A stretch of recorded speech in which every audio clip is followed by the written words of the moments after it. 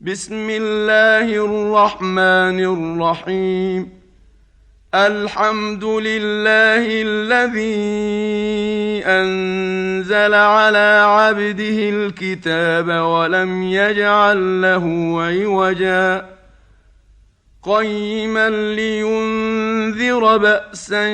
شديدا من لدنه ويبشر المؤمنين الذين يعملون الصالحات أن لهم أجرا حسنا ماكثين فيه أبدا وينذر الذين قالوا اتخذ الله ولدا ما لهم به من علم ولا لآبائهم كبرت كلمة تخرج من أفواههم إن يقولون إلا كذبا فلعلك باخع نفسك على آثارهم إن لم يؤمنوا بهذا الحديث أسفا إنا جعلنا ما على الأرض زينة لها لنبلوهم أيهم أحسن عملا وإنا لجاعلون ما عليها صعيدا جرزا أم حسبت أن أصحاب الكهف والرقيم كانوا من آياتنا عجبا إذ أوى الفتية إلى الكهف فقالوا ربنا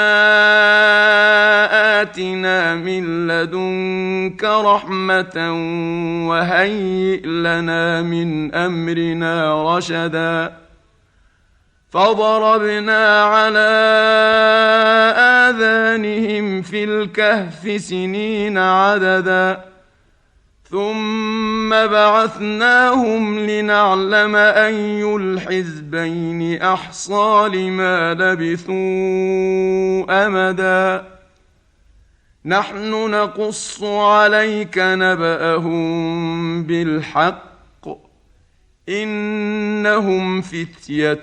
آمنوا بربهم وزدناهم هدى وربطنا على قلوبهم إذ قاموا فقالوا ربنا رب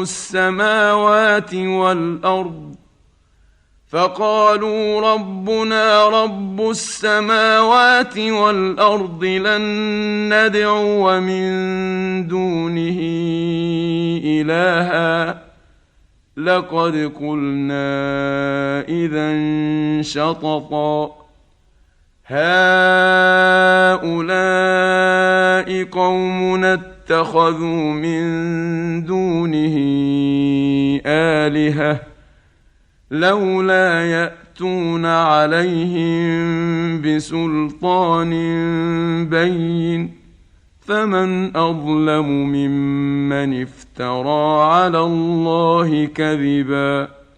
وإذ اعتزلتموهم وما يعبدون إلا الله فأووا إلى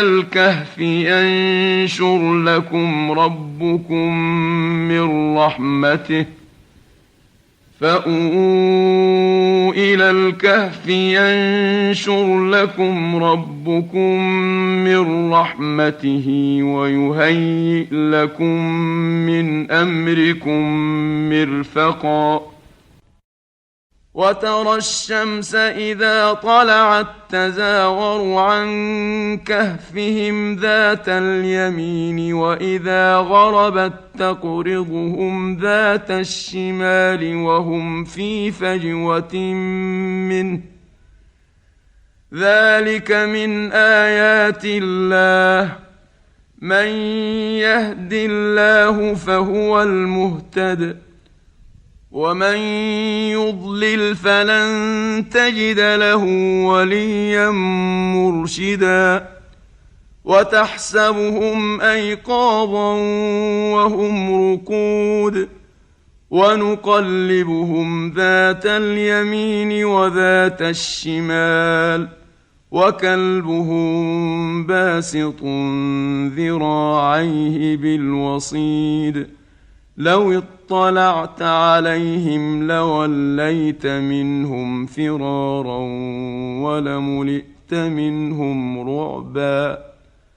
وكذلك بعثناهم ليتساءلوا بينهم قال قائل منهم كم لبثتم قالوا لبثنا يوما أو بعض يوم قالوا ربكم أعلم بما لبثتم فابعثوا أحدكم بورقكم هذه إلى المدينة فلينظر أيها أزكى طعاما فليأتكم برزق منه وليتلطف ولا يشعرن بكم أحدا إنهم إن يظهروا عليكم يرجموكم أو يعيدوكم في ملتهم ولن تفلحوا إذن أبدا وكذلك أعثرنا عليهم ليعلموا أن وعد الله حق وأن الساعة لا ريب فيها إذ يتنازعون بينهم أمرهم فقالوا ابنوا عليهم بنيانا ربهم أعلم بهم قال الذين غلبوا على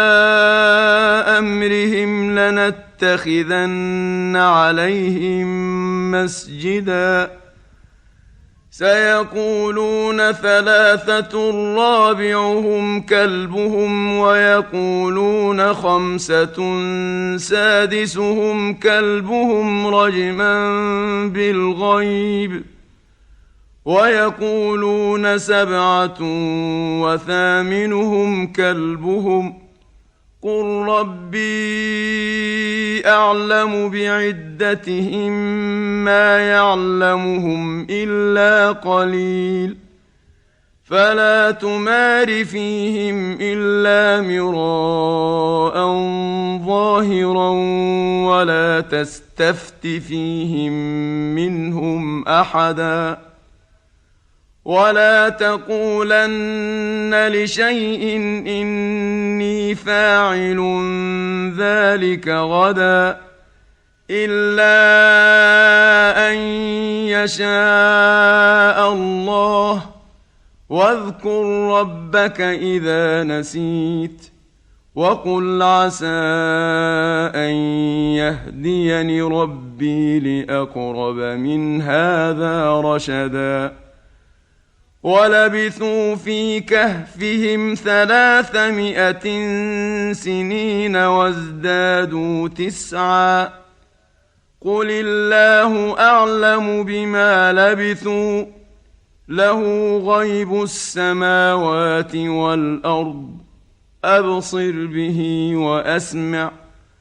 ما لهم من دونه من ولي ولا يشرك في حكمه أحدا واتل ما أوحي إليك من كتاب ربك لا مبدل لكلماته ولن تجد من دونه ملتحدا واصبر نفسك مع الذين يدعون ربهم بالغداة والعشي يريدون وجهه ولا تعد عيناك عنهم تريد زينة الحياة الدنيا ولا تطع من أغفلنا قلبه عن ذكرنا واتبع هواه وكان أمره فرطا وقل الحق من ربكم فمن شاء فليؤمن ومن شاء فليكفر إنا أعتدنا للظالمين نارا أحاط بهم سرادقها وإن يستغيثوا يغاثوا بماء كالمهل يشوي الوجوه بئس الشراب وساءت مرتفقا إن الذين آمنوا وعملوا الصالحات إنا لا نضيع أجر من أحسن عملا أولئك لهم جنات عدن تجري من تحتهم الأنهار يحلون فيها من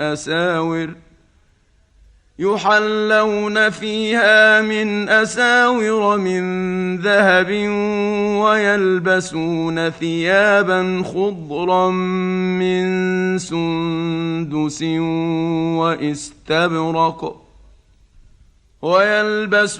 ثيابا خضرا من سندس واستبرق متكئين فيها على الأرائك نعم الثواب وحسنت مرتفقا واضرب لهم مثلا الرجلين جعلنا لأحدهما جنتين من أعناب وحففناهما بنخل وجعلنا بينهما زرعا كلتا الجنتين آتت أكلها ولم تظلم منه شيئا وفجرنا خلالهما نهرا وكان له ثمر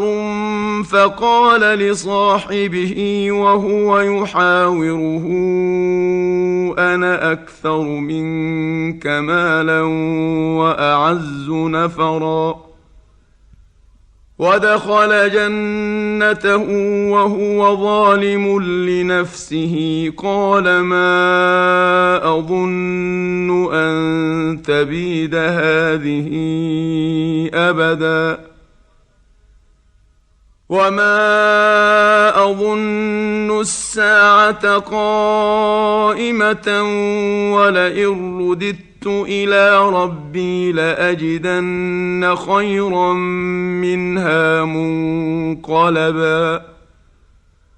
قال له صاحبه وهو يحاوره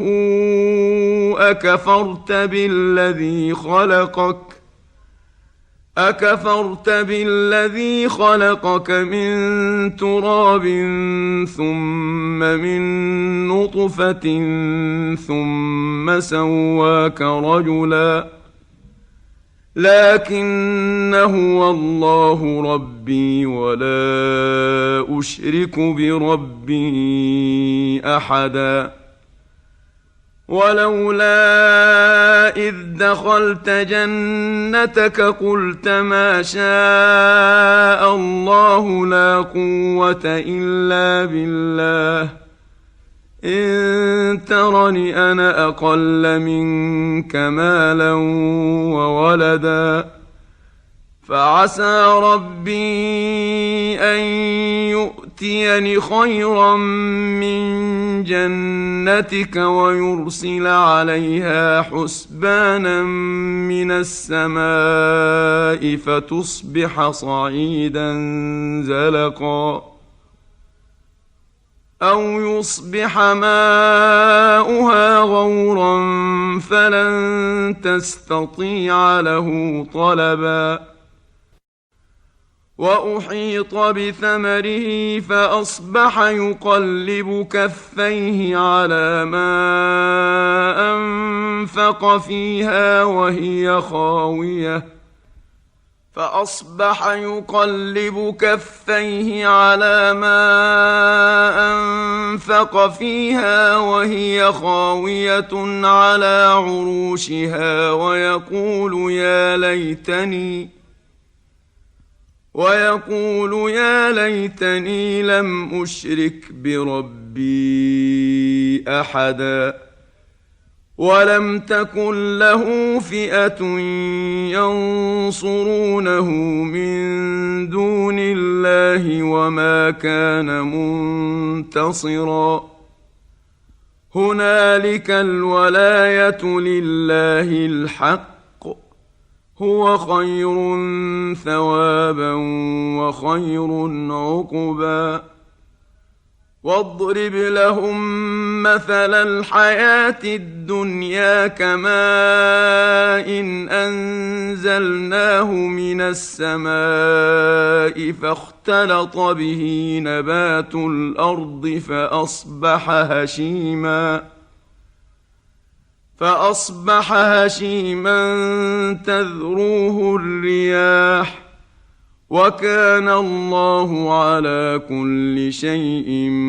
مقتدرا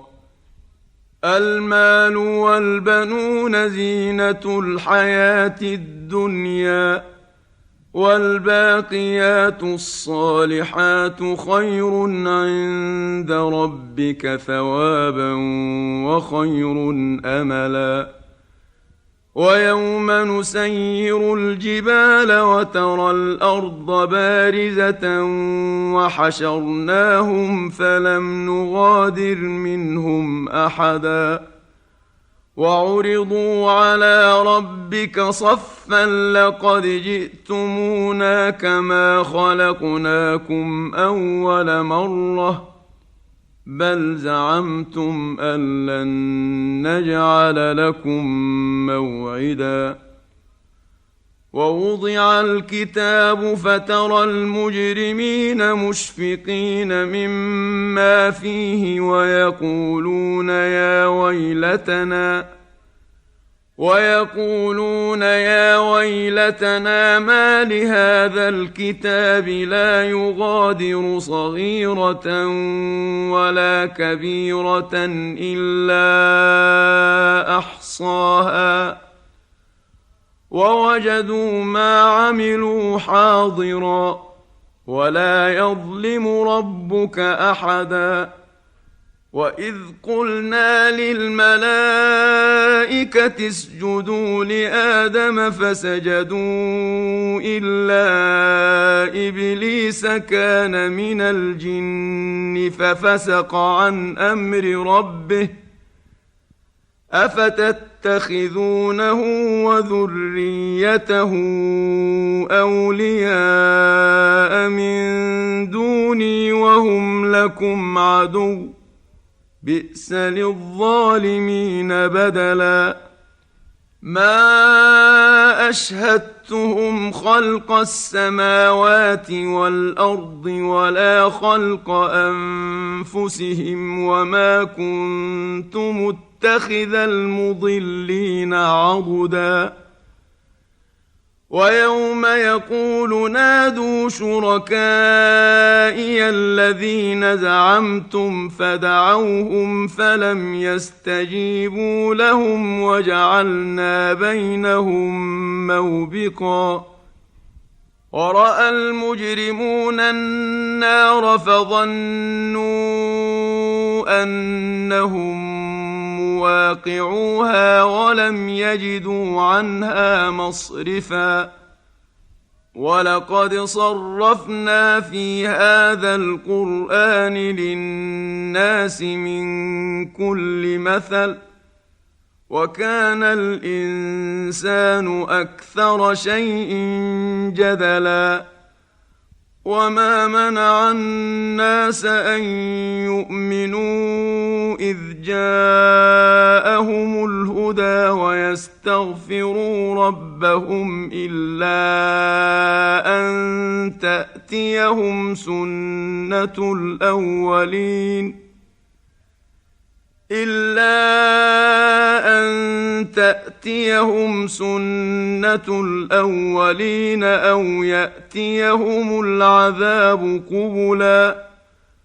وما نرسل المرسلين إلا مبشرين ومنذرين ويجادل الذين كفروا بالباطل ليدحضوا به الحق واتخذوا آياتي وما أنذروا هزوا ومن أظلم ممن ذكر بآيات ربه فأعرض عنها ونسي ما قدمت يداه إنا جعلنا على قلوبهم أكنة أن يفقهوه وفي آذانهم وقرا وإن تدعهم إلى الهدى فلن يهتدوا إذن أبدا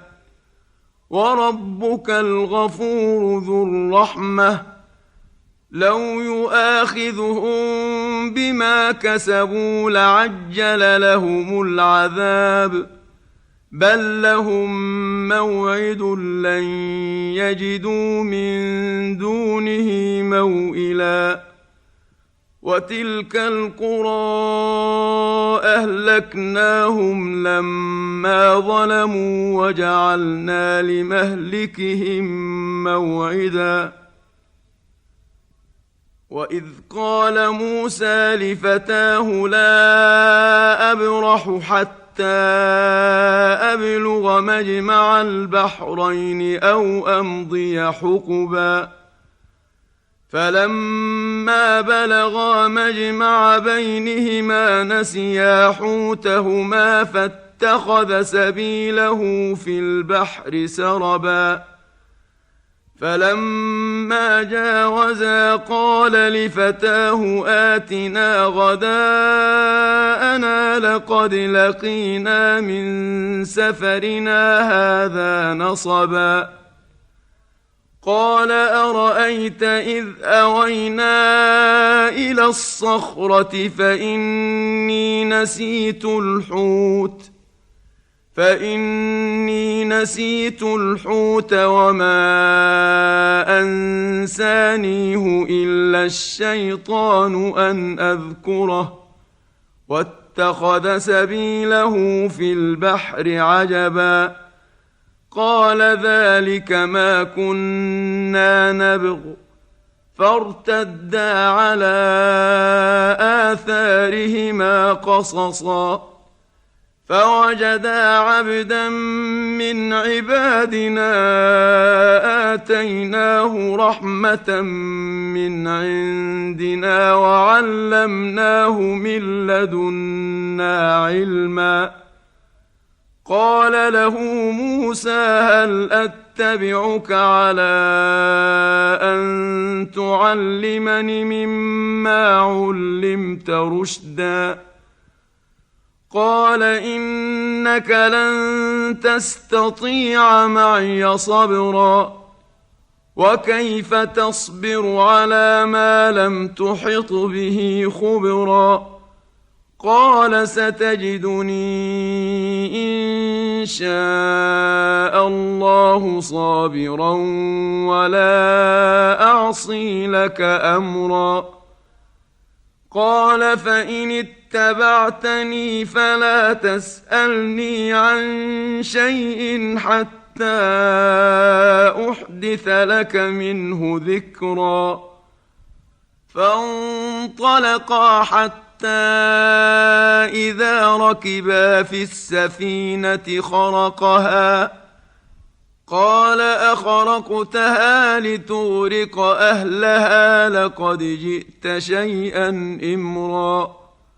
قال ألم أقل إنك لن تستطيع معي صبرا قال لا تؤاخذني بما نسيت ولا ترهقني من أمري عسرا فانطلقا حتى إذا لقيا غلاما فقتله قال أقتلت نفسا زكية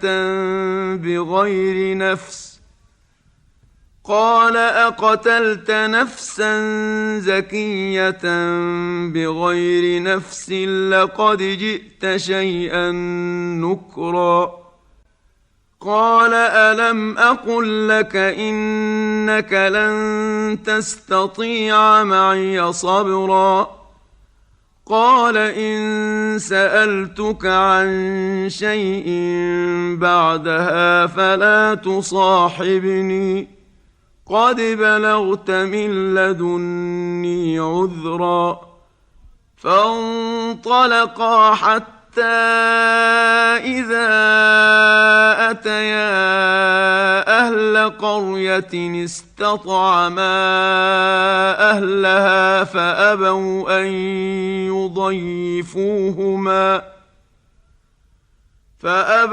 أن يضيفوهما فوجدا فيها جدارا يريد أن ينقض فأقامه. قال لو شئت لاتخذت عليه أجرا. قال هذا فراق بيني وبينك سأنبئك بتأويل ما لم تستطع عليه صبرا. أما السفينة فكانت لمساكين يعملون في البحر فأردت أن أعيبها وكان وراءهم ملك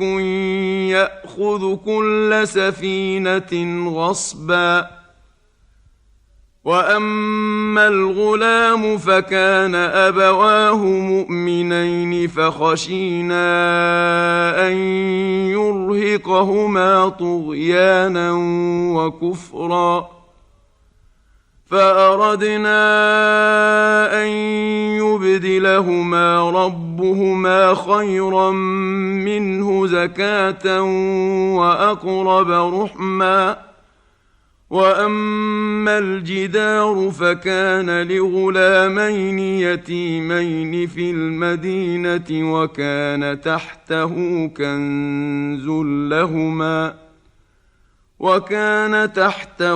كنز لهما وكان أبوهما صالحا فأراد ربك أن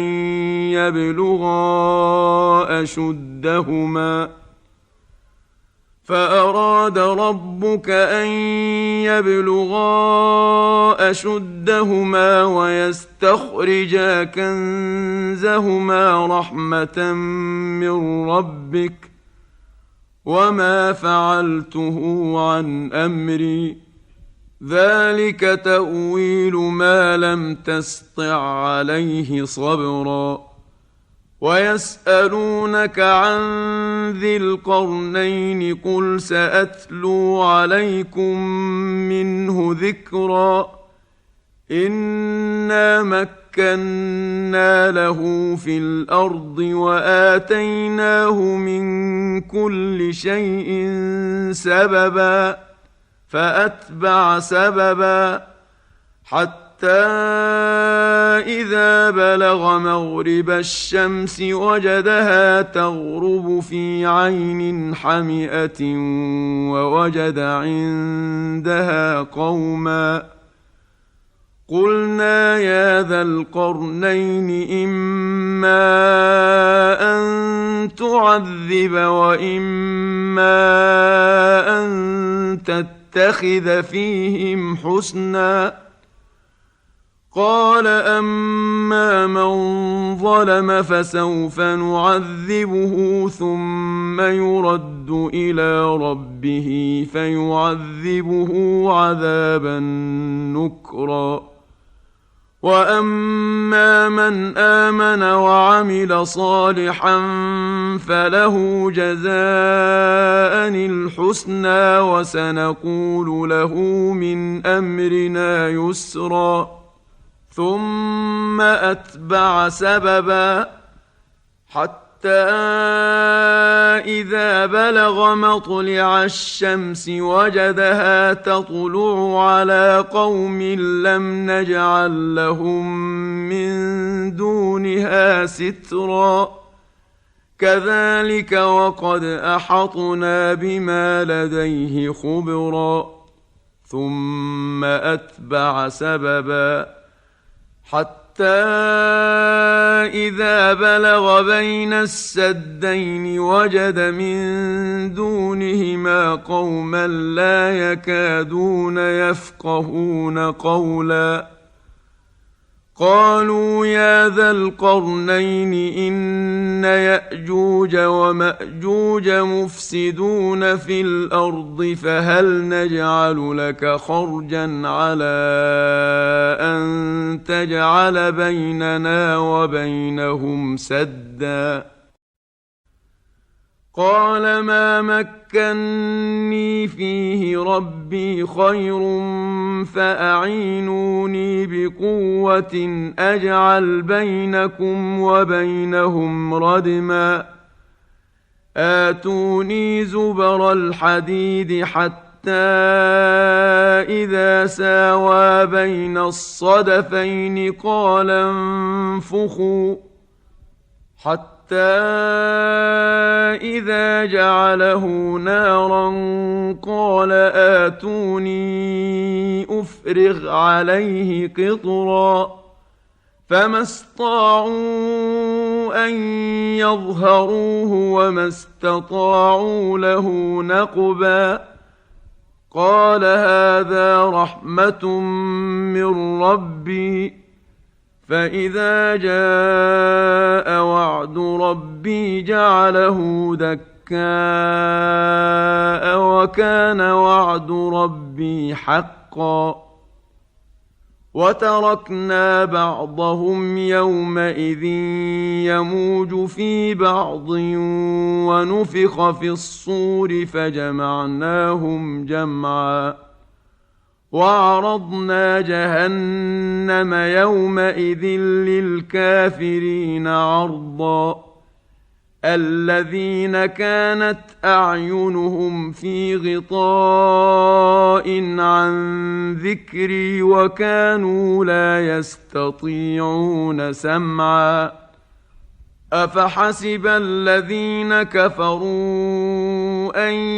يتخذوا عبادي من دوني أولياء